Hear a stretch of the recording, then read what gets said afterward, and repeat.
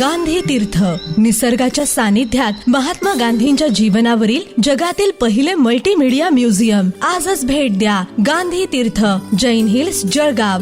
अधिक माहितीसाठी www.gandhifoundation.net वर विजिट करा.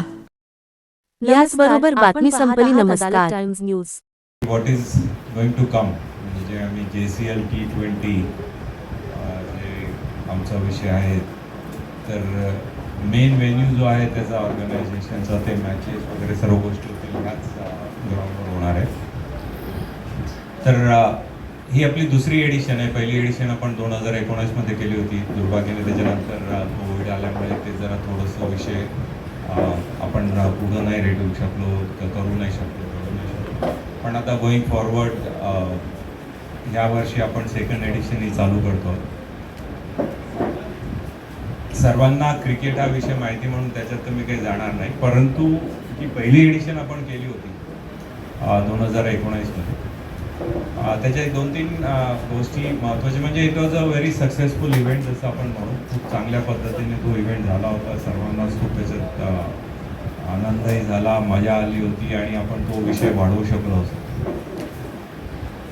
महत्त्वाचं म्हणजे हे प्लॅटफॉर्म उभं करण्यामागचा जो एक सर्वात महत्त्वाचा जो एक विषय आमचा होता आणि ऑब्जेक्टिव्ह होता, तो हा होता की आपण जळगाव जिल्ह्याच्या मुलांना एक प्लॅटफॉर्म उभं करून द्यावं, जेणेकरून त्यांची क्रिकेटिंग जो त्यांचे करिअर बनवण्याचं जे स्वप्न आहे, प्रोफेशन म्हणून जे त्याच्याकडे बघतात, तर ते एक नवीन प्लॅटफॉर्म. म्हणजे इंडिया टीमचं कुठेही चर्चा आली की बाबा तो IPL मधनं आला असा विषय होतो. तसंच आपण प्राऊडली हे सांगू शकतो JCLच्या माध्यमातून ही मुलं आपण घडवू शकलो आणि त्याचा आम्हाला आनंद आहे. आणि तीच प्रेरणा घेऊन परत आता आपण हे रिजेन्युएट करून परत लॉन्च करायचा आमचा हा प्रयत्न आहे.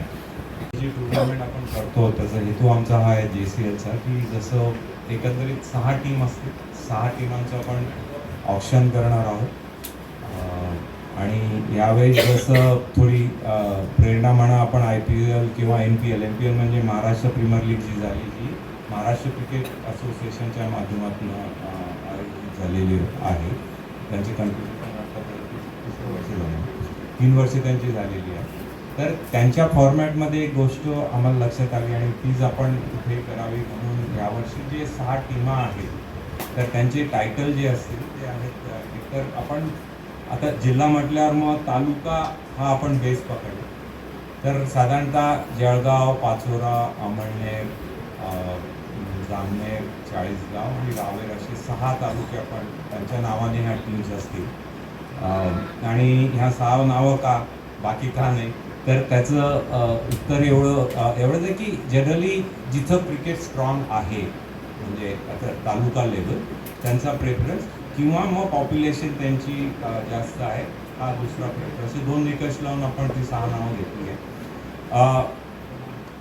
ह्याची जी काही आपली एकंदरीत सक्सेसफुल हा विषय पुढे चालेल. पुढची एडिशनमध्ये आपण मग नेक्स्ट एडिशनला किंवा त्याच्या पुढच्या एडिशनला परत नवीन टीमा ॲड करायचा आहे आमचा मानस आहे. T20 हा जो फॉर्मॅट आहे बिकमिंग व्हेरी इम्पॉर्टंट आज. म्हणजे T20 महत्त्वाचं फॉर्मॅट होऊन गेलं आहे, कारण की ह्या फॉर्मॅटमध्ये जास्तीत जास्त खेळाडूंना भाग घ्यायचा एक म्हणजे पॉसिबिलिटी निर्माण होते. हेच जर कधी आपण दुसऱ्या फॉर्मॅटमध्ये गेलो तर त्याला वेळ वगैरे सर्व गोष्टी विचार करता T20चं फॉर्मॅट हा जास्त आता पॉप्युलर होत चाललेला आहे आणि त्यानिमित्ताने आपण हे तेच करणार. जे निकष लावलेले, जिथं प्लेयर आपण जे सिलेक्ट केले, जे ऑप्शनमध्ये जातील, तर त्या ऑप्शनमध्ये जाताना आम्ही निकष लावले आहेत की नॉर्मली एक रेकग्नाइज प्लॅटफॉर्म आहे ऑल इंडिया बेसिसवरती, BCCI म्हणा किंवा MCA म्हणजे नॅशनल बॉडी किंवा स्टेट बॉडी किंवा डिस्ट्रिक्ट बॉडी. आमचे जे आम्ही कोणत्या बेसिसवरती क्रिकेटरांकडे बघतो, त्यांचा परफॉर्मन्स कसा अनालाइज करतो, तर त्याचं एक मोजमाप आहे. हे ग्रेडिंग करतात की 3 पॉईंट्स, 5 पॉईंट्स, 8 पॉईंट्स, 15 पॉईंट्स जे काही असतील डिपेंडिंग ऑन देअर परफॉर्मन्स. तर आपण गेल्या 3 वर्षाचा निकष लावलेला आहे की जे गेल्या 3 वर्षापासून कंटिन्युअसली क्रिकेट खेळतात तो निकष एक आपण लावला जेणेकरून करंट प्लेयर त्याच्यात येतील. तर 3 वर्षाचा निकष लावला आणि MPV बेसिसवरती निकष लावलेला. तर आपण जवळजवळ 160-180 खेळाडू याच्यात चा सहभाग होईल. त्यांचं रजिस्ट्रेशनची प्रोसेस ऑलरेडी चालू झालेली आहे.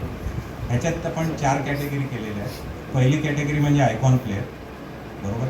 आयकॉन प्लेअरमध्ये आपण जे क्रायटेरिया लावलं आहे तो असं लावला आहे की ते करंट स्टेट खेळतात डिफरंट एज ग्रुप्स. ते 19 असतील, 23 असतील, रणजी असतील किंवा त्या स्क्वॉडमध्ये असतील, असं आपण एक निकष बेसिक लावलेला आहे. आणि fortunately I am very happy to mention आहे की आपले 6 मुलं जे आज करंट जळगाव ज्यांचं डोमिसाईल आहे, जळगाव ज्यांचं ओरिजिन आहे, पण मात्र 2-3 खेळाडू हे दुसऱ्या राज्याकडनं येतात पण डोमिसाईल त्यांचं जळगाव. जसं फॉर एक्झाम्पल मागच्या एडिशनचा जो बेस्ट बॉलर होता त्यावेळेस तो हार्डली 16 वर्षाचा होता. तो आज आयकॉन प्लेअर आहे because he is representing, he is captaining under 23 Orissa state. तो त्यांचा कॅप्टन आहे आज. तोही आपला एक आयकॉन प्लेअर आणि तो जसं म्हटलं पहिल्या एडिशनला तो बेस्ट बॉलर होता. त्याच्यानंतर आपला दुसरा जो आहे की तो नीरज जोशी म्हणून आहे, तो करंट आपला यावर्षी त्याने रणजीचा डेब्यू केला आणि तो जळगावचा आहे. तो अंडर 23मध्ये पण आणि अंडर 23मध्ये MPV जसं मी आता म्हणालो, so he is rank as the 7th best batsman in the country. ती ऑप्शन त्याच्यासोबत मग त्याच्यानंतर कॅटेगरी A, मग कॅटेगरी B, कॅटेगरी C आणि अंडर 19 अशा 4 कॅटेगरी गेल्या वेगवेगळे निकष लावून ते मुलं खेळतील. दुसरा निकष आपण अजून एक लावलेला आहे की जे ज्यांनी NCA ॲफिलेटेड टुर्नामेंट ह्या खेळलेल्या नाही आहेत मात्र त्यांनी युनिव्हर्सिटीमध्ये खेळलेल्या आहेत, तर त्यांनाही आपण इथं तो ह्या आपल्या ॲनालिसिसमध्ये किंवा या आपल्या सिलेक्शन क्रायटेरियामध्ये त्यांचंही आपण इन्क्लुजन केलेलं आहे जेणेकरून ते भले डिस्ट्रिक्ट नाही खेळलेले मात्र ते आपलं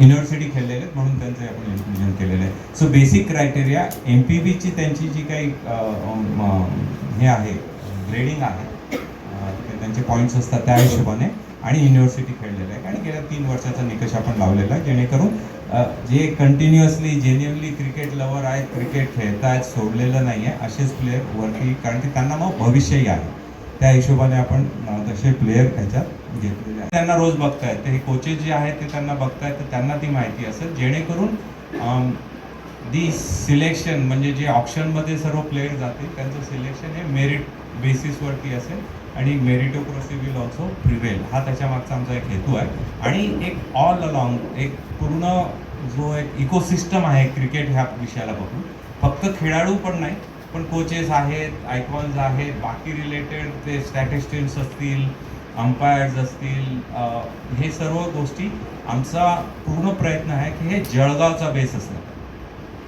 म्हणजे फक्त प्लेयरांना आम्ही जळगावचा निकष नाही ठेवलेला ॲज अ डोमिसाईल म्हणून, पण हे प्रयत्न हा असेल की पहिलं प्रेफरन्स हे जळगाववाल्यांना गेलं पाहिजे कारण की जळगावची लीग आहे, जळगावची आपली टुर्नामेंट असल्या दृष्टिकोनातून 180 अंपायर्स आहेत आणि फॉर्च्युनेटली त्याच्यामध्ये जळगावचा बेस असलेला जळगावचाच आपला एक खेळाडू म्हणा आता प्रोफेशन म्हणजे त्याचं बँकिंगमध्ये आहे पण आता तो ऑफिशियली BCCIचा अंपायर पण आहे म्हणजे तर तो लीड करेल ती पूर्ण टीम आणि सर्व जे अंपायर्स आपल्याकडे येतील हे BCCIचा जो नॉर्मल शेड्यूलच चालू असतं MCAs जे चांगले मोठे प्लेयर आहे जे आज MCAसाठी घेतात ते मग अवेलेबल होणार. एक दुसरं 10वी-12वीच्या परीक्षा मार्चमध्ये असतात म्हणून तेही थोडंसं, कारण की स्पोर्ट्स करताना कुठंतरी शिक्षणाचे महत्त्व कमी होऊ नये ह्या मताचा मी ठाम आहे त्या बाबतीत. म्हणून मी माझ्या कोणत्याही प्लेयरला शिक्षण सोड फक्त याच्यावर फोकस कर असं आम्ही कधीच म्हणत नाही. किंबहुना माझा पाठपुरावा आज असतो की त्यांनी स्पोर्ट्समध्ये खेळताना चांगलं काम करताना त्यांनी शिक्षणही घेतलंच पाहिजे कारण की शिक्षणाचं आपलं एक महत्त्व खूप आहे म्हणजे खेळाच्याही दृष्टिकोनातनं आहे आणि खेळाच्या पलीकडचं जे आयुष्य आहे त्याच्यासाठी खूप महत्त्वाचं आहे. तर त्या दृष्टिकोनातनं ते आपण टाळतो आणि मग परत IPLचा विषय येऊन जातो. पण IPLचा सीझनही आहे आता, त्याला इलाज नाही. पण बिगिनिंगमध्ये जरा जोश असतो IPLचा, मध्ये कुठे ते थोडंसं ते स्लो डाऊन झालेला असतो, परत मग एंडला पिकअप करतो. तर आम्ही तो मधला काळ पकडतो. तर जसा IPLचा आहे तसा स्ट्रक्चर आपलाही राहणार आहे. तर एकंदरीत 19 मॅचेस होती, पण प्रत्येकाला मिनिमम 5 मॅचेस आहेत. सो वन ऑफ डे, त्या दिवशी चांगला परफॉर्मन्स नाही, हरलो, असं एक की बाबा नॉर्मली आपण मागच्या एडिशनमध्ये 2 ग्रुप केल्यामुळे प्रत्येक टीमला फक्त 3च मॅचेस मिळाल्या होत्या. तर यावेळेस मिनिमम 5 मॅचेस सर्वांना असणार आहे.